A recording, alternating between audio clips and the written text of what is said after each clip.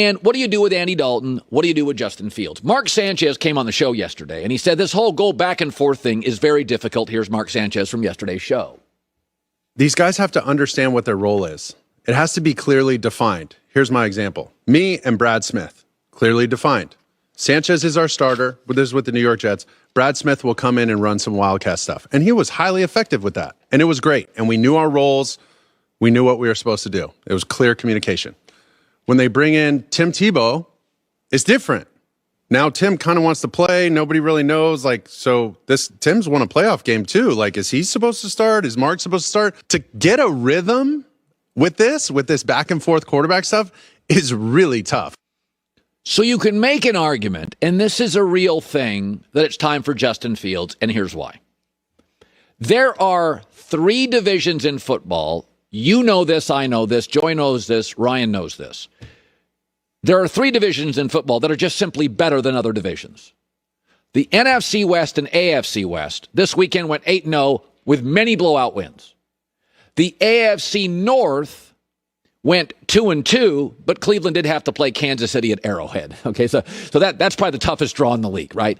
So we just know that the AFC West, Kansas City, Chargers, Denver, Raiders, even the Raiders beat Baltimore, they'll be a playoff team. And then we know the NFC West, Seattle, the Rams, the Niners, Arizona, those divisions are insane, right? And we also know that the AFC North, Pittsburgh's best front 7 in football, Joe Burrow can really sling it, good offense. Cleveland's obviously outstanding, and Baltimore's a very good franchise, just having the cluster injuries. So we know that. So what does that have to do with Justin Fields?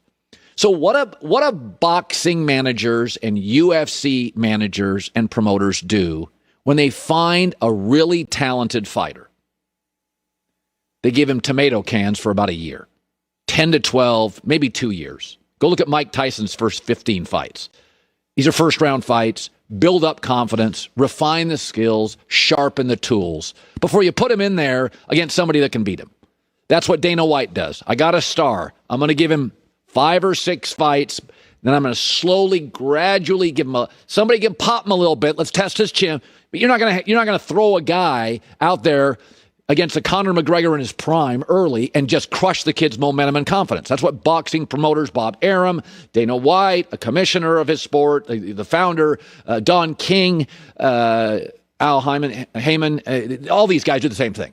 You're setting stuff up. Well, Justin Fields is that young UFC fighter, right? Look at his division right now. I can make an argument that the worst division in football, and certainly it's one of them, is the NFC North. Lions, Bears, Packers, Vikings. Well, we think the Packers are good. Didn't look like it. But 3 of these teams, if I said they didn't make the playoffs, you'd be like, yeah, okay. Justin Fields, the next 4 weeks, he plays Cincinnati, Cleveland, Detroit, Vegas. 4 teams, 1 elite pass rusher. Myles Garrett. That's it. If you look at Justin Fields' division, the best pass rusher in Justin Fields' division is on his own team, Khalil Mack. And if you look at the schedule for the Bears, the big pass rushes are coming. They play Pittsburgh, they play Tampa, they play the 49ers. Those big pass rushes, they're coming in week 7, 8, 9, 10, 11. Could I make the argument now? If you were a boxing promoter, a UFC promoter, or a coach, this is when you give Justin Fields a little confidence. You get him out there, you let him play against very average pass rushes, you make him feel good about himself. Listen, this offensive line for the Bears is a work in progress.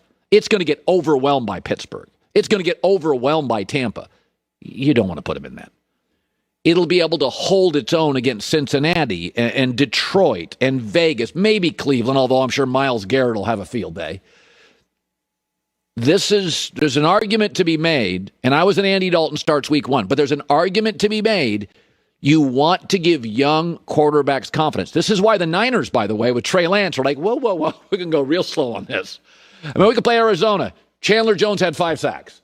They played Seattle last week. They unraveled the Colts offensive line. 49ers. Ask Jared Goff what that was like. You start looking at it now. Now, obviously, he plays for the 49ers, but you start looking at that division. The Rams, Aaron Donald. You look at the Rams pass rush. You look at the Seahawks pass rush. You look at Arizona's pass rush. Trey Lance, we're going to give you a couple series. We'll get confidence up, put you in the red zone. Like, I get slow growth for Trey Lance. Justin Fields, I'd make an argument, next 4 weeks, get him out there. Let him play. Let him refine, sharpen, get some confidence. Because this O-line is going to be overwhelmed against the teams in the middle and late schedule. This is the space for him to play. In talking about Cleveland beating bad teams, believe it or not, there will be Mondays I won't talk about Baker and the Browns. But what I will do is what I do with my kids. I hold them to a higher standard. I'm not interested in your grades in PE. How did you do in calculus? Because that's my grading scale. I didn't spend a lot of time last year at the end of the year talking about Brady and Tampa beating Detroit and Atlanta twice. I didn't spend a lot of time on it. So if you look, and I talked about this yesterday, the difference between great and special and a guy, how do you quarterback trailing in football games? Because that changes everything. Baker Mayfield, twice this past Sunday, had to throw. Last 2 drives he had to throw. 3 and out and an interception. That's what I'm going to inspect. This is the highest compliment. And why does playing from behind well, why does that matter? Well, let's look at the Tampa Bay Buccaneers last year. They trailed 14 times. They won 9, lost 5.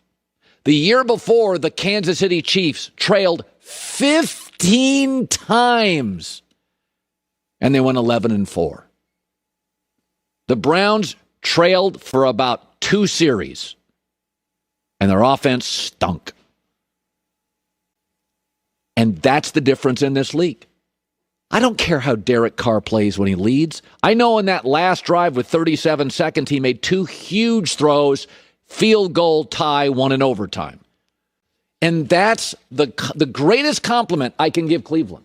I'm not interested beating lousy teams. You're so far beyond that. By the way, Mahomes in his career when trailing, and this is what separates him from the league, is 25-10.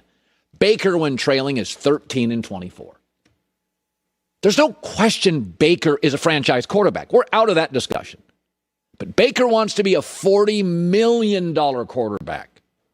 And 13-24 when trailing, just will not do. And that's why Cleveland hasn't signed him yet. And that's why Cleveland is waiting. This is a league of how do you play in the second halves, especially in crisis. Baker admitted as much after the game, admitted it. Games come down to 2 or 3 throws, and they come down to 2 or 3 throws in crisis, not in the first quarter. So, that is my compliment. We are out of is Baker a franchise quarterback? Yeah. Is Cleveland going to win the AFC North? Yeah, I picked them probably. Are they going to lead in 12 to 13 of their games? Yeah, maybe 50. They led Kansas City. I know they won't see this as a compliment, but I am going to put the inspection glass. I'm going to inspect Cleveland trailing because that's that's where they are now. How are they trailing? It's the only unanswered question. We know they can lead. We know they can run. We know they have the best offensive line. We know they can win the division. We know they can win the playoff game. The only thing now is Baker good trailing late because Mahomes is and Brady is. That's where you're at now, and it's not a criticism. My staff would like me to talk Aaron Rodgers now. I'm not going to. I can't do it. I'm not interested.